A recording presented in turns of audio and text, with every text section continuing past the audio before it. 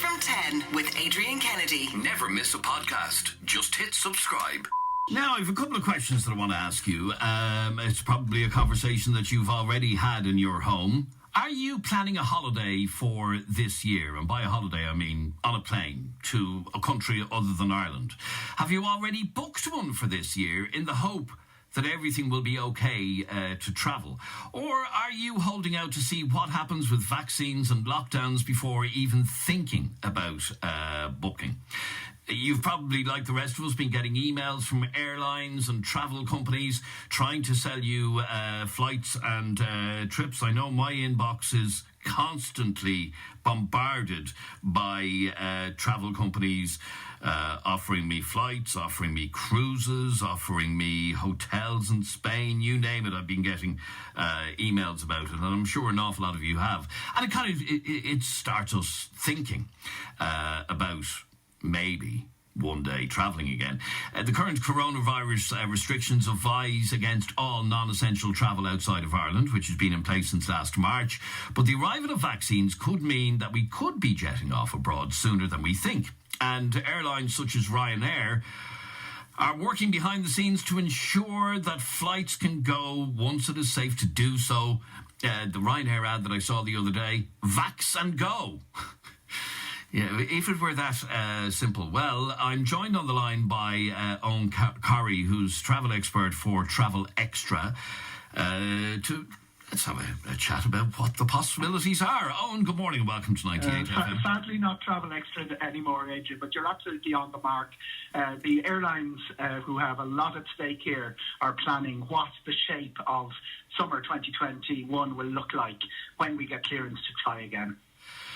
Okay, so, are we going to be able to travel this year, do you think? I know it's like asking how long is a piece of string. None of us really knows, but is it looking likely? It looks that no major decisions will be made, either by families, the people that you've talked to there, your listeners. Are they booking? Are they thinking about it? Normally January is when they do all that. Normally 30% of all our travel sales take place before the end of January. The reason being that the big airline sales, big travel company sales by the major tour operators like Sunway, Top Flight, TUI would be the three biggest in Ireland. They all get things moving. While you're saying there's a little bit of marketing activity, it's really only poking the market to see is there any movement out there, because there doesn't seem to be much. And all of that emphasis on getting people talking, arguing, getting the teenagers together and saying, what do you really want this summer? The travel industry expects that to start happening around St. Patrick's Day, April. Ryanair, for instance, will be putting about 50% of their fleet in the sky for the first 3 months after Patrick's Day, and then they'll be moving it up to about 75%, depending on demand, for the last 3 months. If you look at the internet at the moment, you have a really ambitious schedule of flights from Dublin Airport. Aer Lingus even announced a new route to Santorini. Greece is one of the 3 countries with a really low COVID rate at the moment. But as you said, everything has been put on hold. It's been put on hold for 2 reasons. The consumer, the whole of Europe is bouncing in and out of lockdowns. Mm-hmm. The consumer is really confused. What are the regulations? What's going to be there when I get there? For instance, tonight France is bringing forward a curfew by 2 hours through most of the country. And the other thing is that emerged since Christmas is the extra cost antigen tests, PCR tests.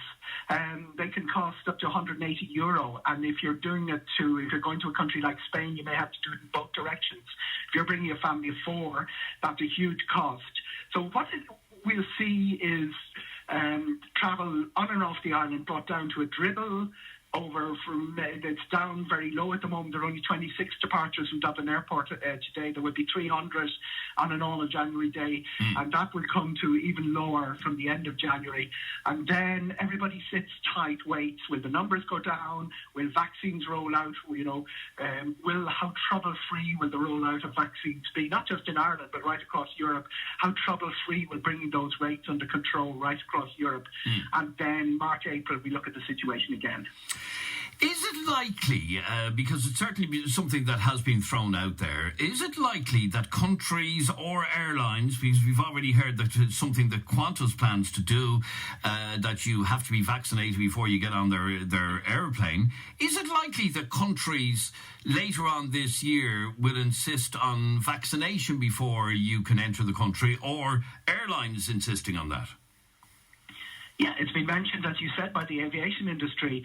They had a very gloomy annual, the FIFA of aviation, the World Body of Aviation, IATA, had a very gloomy annual meeting. And one of the things that people like myself, picked up out of it, sadly we didn't get to go this year, but we were all following it remotely, was that a vaccination passport would be an idea. It's still only an idea. It's still only a sort of a pipe dream. I'd say the man from Tala's finest, Alan Joyce, the CEO of Qantas, he came out with this thing that he wouldn't allow people on long-haul flights for Qantas without having proof of a vaccination. It's very easy for him to say that because he doesn't plan any flights till October 2021. It could even go back further than that. The aviation industry is trying to grab at anything they can get. They were very excited about antigen tests. They were very excited about LAMP tests, about PCR tests when they all came up. They want anything to make it easier for passengers to fly. And there's a real case of be careful what you wish for. We're a long way off that passport. Adrian, you may have the yellow fever passport yourself, that little yellow document that's really important for travelling in Africa. The aviation industry has something like that in mind, except it would be digital.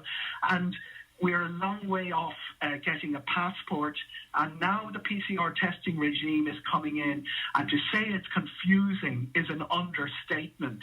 There are two major markets outbound out of Ireland, Spain, that require a PCR test now on arrival since last Monday, and it has to be PCR. Germany, since just last weekend as well, they can accept a LAMP, an antigen, or a PCR test. Portugal, Britain and France are still open outbound, but now from midnight tonight, inbound back into Ireland, even if you're an Irish citizen, you will require a PCR test.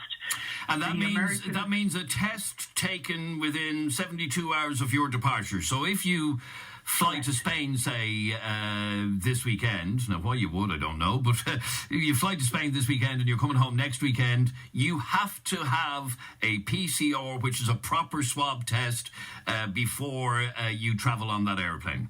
Here's a big deal to get you revved up. Get a great quote with Super Value Car Insurance and get €30 back in rewards with your policy. Simply search Super Value Car Insurance or call 1890 111111 now.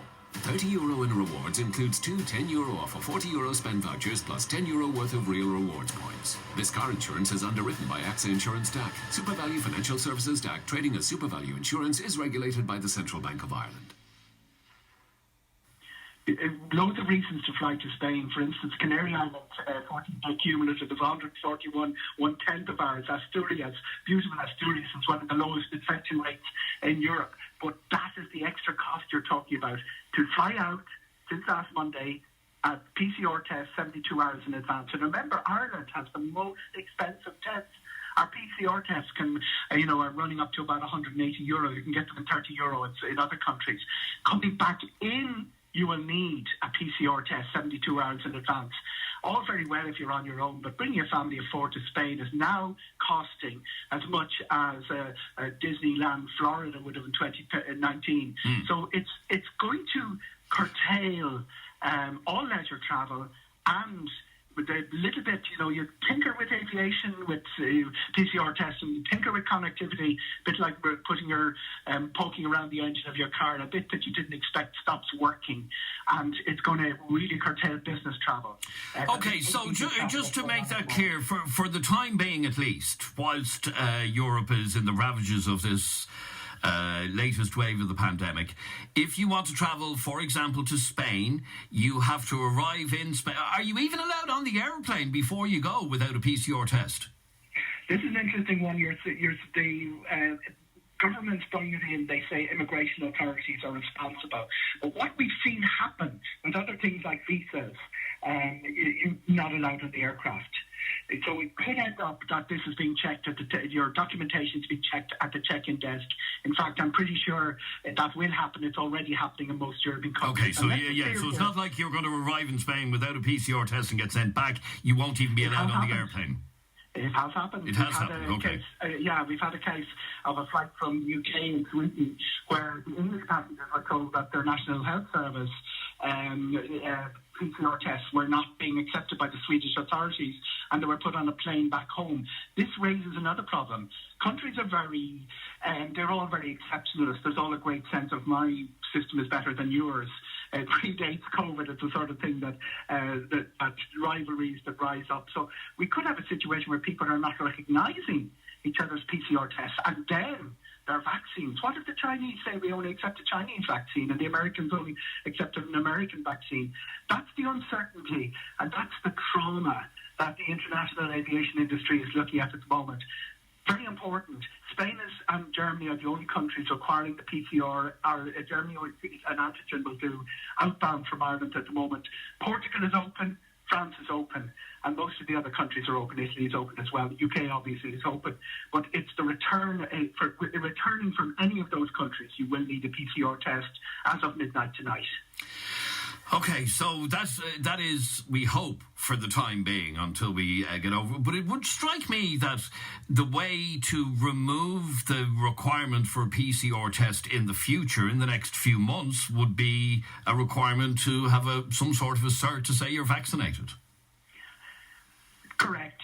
Vaccination is being seen as the solution. Michael O'Leary and Eddie Wilson, some listeners would have heard a lot of noise being made by them saying, roll out vaccines to the vulnerable members of the community. It doesn't have to be all of us. They say 1 million people in Ireland vaccinated will get us over that hump of the deaths and, case numbers among younger people aren't going to be as important. So they're saying, roll out the vaccination to the vulnerable and then everything moves again. Would it that it was that simple? The hold-ups that we're seeing and the big debates that you've had in your programme and other programmes about the vaccination rollout in Ireland are being replicated across Europe. And I think, even it's optimistic to say it'll all be sorted by March, April. I think we're looking at about a 12-week period where the whole of European tourism, and that includes our really important home holiday market, employs about 280,000 people, 200,000 of those jobs at risk. We have about 12 weeks to save the season, Adrian.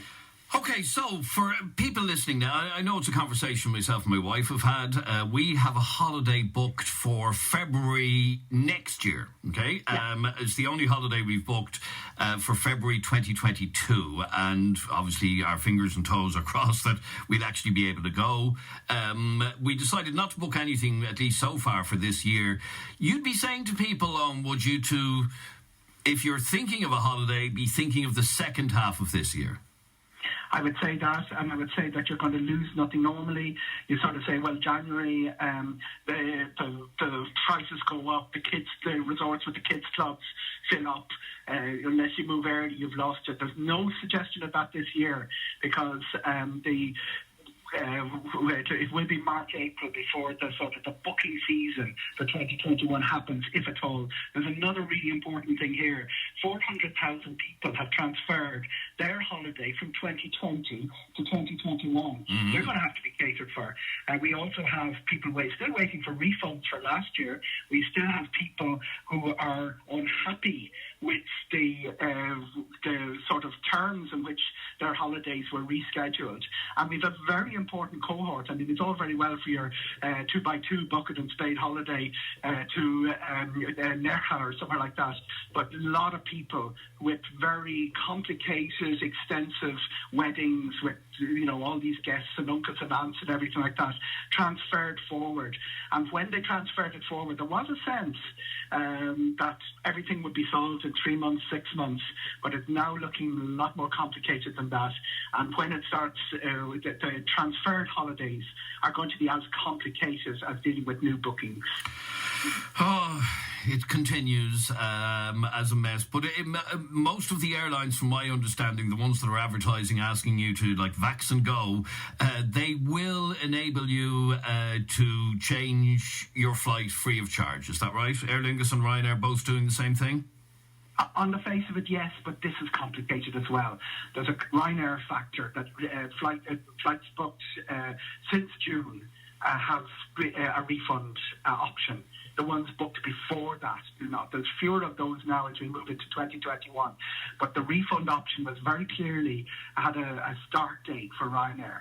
Now, the second really important thing is here.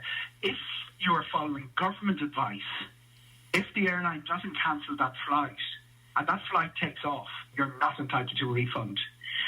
They're giving flexibility on new bookings and saying, okay, you change your mind, you can move it forward. And there are blackout dates for that. Obviously, you can't move it forward to peak dates. And that seems to be pretty standard right across. And a good test of that was when over Christmas we introduced a flight ban, not so much a flight ban as a passenger ban for the UK. Ryanair and Aer Lingus both came out straight away and said, we will give refunds in that case. Not all the airlines did. The refund option could work against us a little bit as well, in that under EU 261, and the European Union says that still applies, despite the chaos in international aviation. Airlines don't have to pay compensation if they cancel a fortnight in advance. What that does is create an incentive to airlines to cancel flights with about 2 weeks to go, or at least a disincentive not to cancel them. And that could play havoc with people's plans. You're all ready for the holiday. All that pent-up demand the aviation and travel industry want to talk about is being seen. And you're all ready for your takeoff, let's say on July the 18th, and the flight gets cancelled with 2 weeks to go. And that's the level of uncertainty we're dealing with for the summer. It's not going to be easy for people to make the decision to book.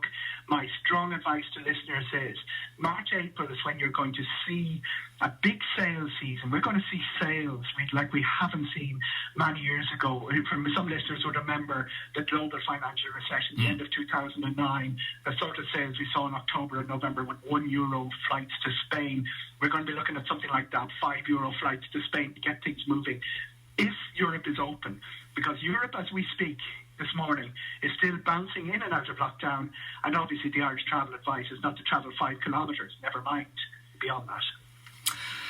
Okay, so just sit and wait for the time being. And sit and wait is strong advice, yes, right. Adrian. Okay, Eoghan Corry, thank you as always for talking to us. Let's just play a couple of WhatsApps. This is Irene. I'm dying for a holiday, but I don't want to book anything yet. And if they're saying that we have to have a vaccine in order to go on a flight, but they're saying that because everybody's getting, all the essential people like frontline workers, elderly, vulnerable people are getting all the vaccines first, they're saying that a healthy person of a certain age isn't going to get it until either somewhere between Q3 this year and Q2 next year, which means there's no point in me trying to book a holiday because I can't go anywhere before October at the earliest, and maybe not even till this time next year. All right, and one more message from Stephen. Yeah, myself and my wife we're trying our very best to get to Germany now this year, because we're supposed to be in Germany last Christmas. I was on the phone to you before about it. We're deciding now that we're going to book the boat and we're going to drive over to Germany in the end of July. All right, Stephen, thanks very much indeed. And there's another message that we got, which I'll hold over until Monday from the moment. To hell with all of you, I'm off to Dubai. I might play that Monday. You're listening to 98 FM.